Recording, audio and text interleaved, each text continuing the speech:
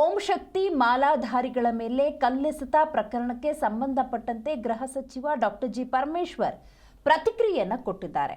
ಹೌದು, ಈ ಪ್ರಕರಣದಲ್ಲಿ ಸದ್ಯ ಮೂವರ ಬಂಧನ ಆಗಿದೆ ಮತ್ತು ಅವರನ್ನು ಸೆಕ್ಯೂರ್ ಮಾಡಿ ಬಂಧನಕ್ಕೆ ಒಳಪಡಿಸಲಾಗಿದೆ ಅನ್ನುವಂತಹ ಮಾಹಿತಿಯನ್ನು ಹಂಚಿಕೊಂಡಿದ್ದಾರೆ. ಓಂ ಶಕ್ತಿ ಮಾಲಾಧಾರಿಗಳ ಮೇಲೆ ಕಲ್ಲೆಸೆತ ಆದಂತಹ ಪ್ರಕರಣ ಇದು. ಹೌದು, ಓಂ ಶಕ್ತಿ ಮಾಲಾಧಾರಿಗಳ ಮೇಲೆ ಕಲ್ಲೆಸೆತ ಪ್ರಕರಣ.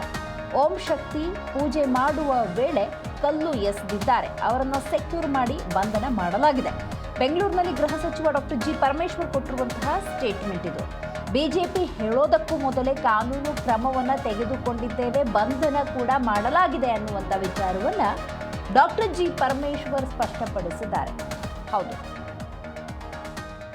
ಜೆಜೆನಗರ ಪೊಲೀಸ್ ಠಾಣಾ ವ್ಯಾಪ್ತಿಯ ವಿಎಸ್ ಗಾರ್ಡನ್ನಲ್ಲಿ ಭಾನುವಾರ ರಾತ್ರಿ ಓಂ ಶಕ್ತಿ ಗಾರ್ಡನ್ನಲ್ಲಿ ಓಂ ಶಕ್ತಿ ಮಾಲಾಧಾರಿಗಳ ಮೇಲೆ ಕಲ್ಲೆಸೆತವಾಗಿರುತ್ತೆ.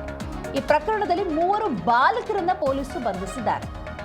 ಭಾನುವಾರ ರಾತ್ರಿಯೇ 3ರನ್ನ ವಶಕ್ಕೆ ಪಡೆದು ಬಂಧಿಸಿ ವಿಚಾರಣೆಯನ್ನ ನಡೆಸಲಾಗ್ತಾ ಇದೆ. ಡಿಸಿಪಿ ಯತೀಶ್ ಈ ಬಗ್ಗೆ ಒಂದು ಸ್ಪಷ್ಟನೆಯನ್ನ ಕೊಟ್ಟಿದ್ದಾರೆ. ಪಶ್ಚಿಮ ವಿಭಾಗದ ಡಿಸಿಪಿ ಯತೀಶ್ ಅವರು ಕೊಟ್ಟಿರುವಂತಹ ಮಾಹಿತಿ. ಇದರ ಜೊತೆಗೆ ಡಾಕ್ಟರ್ ಜಿ ಪರಮೇಶ್ವರ್ ಗೃಹ ಸಚಿವರು ಕೂಡ ಇದರ ಬಗ್ಗೆ ಮಾತಾಡಿದ್ದಾರೆ. ಬಿಜೆಪಿಯವರು ಹೇಳೋದಕ್ಕೂ ಮುಂಚೆಯೇ ನಾವು ಕಾನೂನು ಕ್ರಮವನ್ನು ಏನು ಜರುಗಿಸಬೇಕು ಅದನ್ನು ಜರುಗಿಸಿದ್ದೇವೆ ಅನ್ನುವಂಥ ಸ್ಪಷ್ಟನೆಯನ್ನು ಕೊಟ್ಟಿದ್ದಾರೆ. ಕೃತ್ಯ ನಡೆದ ಬಳಿಕ ಆರೋಪಿಗಳ ಬಂಧನಕ್ಕೆ ಆಗ್ರಹಿಸಿ ಜೆಜೆನಗರ ಠಾಣೆಯ ಎದುರು ಮಾಲಾಧಾರಿಗಳು ಹಾಗೂ ಸ್ಥಳೀಯರು ಪ್ರತಿಭಟನೆ ನಡೆಸಿದಂತಹ ಪ್ರಸಂಗ ಕೂಡ ನಡೆದಿತ್ತು. ಪ್ರಕರಣದ ಸಂಬಂಧ ಜೆಜೆನಗರ ಪೊಲೀಸ್ ಠಾಣೆಯಲ್ಲಿ ಕೇಸ್ ಕೂಡ ದಾಖಲಾಗಿದೆ.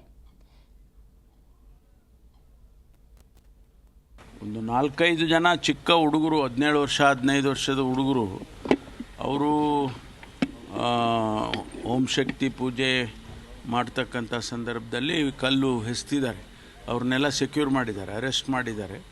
ಜುವೆನೈಲ್ ಇದು ಬರುತ್ತೆ, ಅದು ಕೇಸ್ ತೊಗೊಂಡು ಏನು ಕ್ರಮ ಮುಂದೆ ಅದನ್ನು ತಗೊಳ್ತಾರೆ. ಈಗಾಗಲೇ ಅವ್ರನ್ನೆಲ್ಲರನ್ನೂ ಕೂಡ ಅರೆಸ್ಟ್ ಮಾಡಿದ್ದಾರೆ. So what is the next step sir? ಅದೇ ಕಾನೂನು ಪ್ರಕಾರ ಏನು ಕ್ರಮ ತೊಗೋಬೇಕು ತೊಗೊಳ್ತೀವಿ.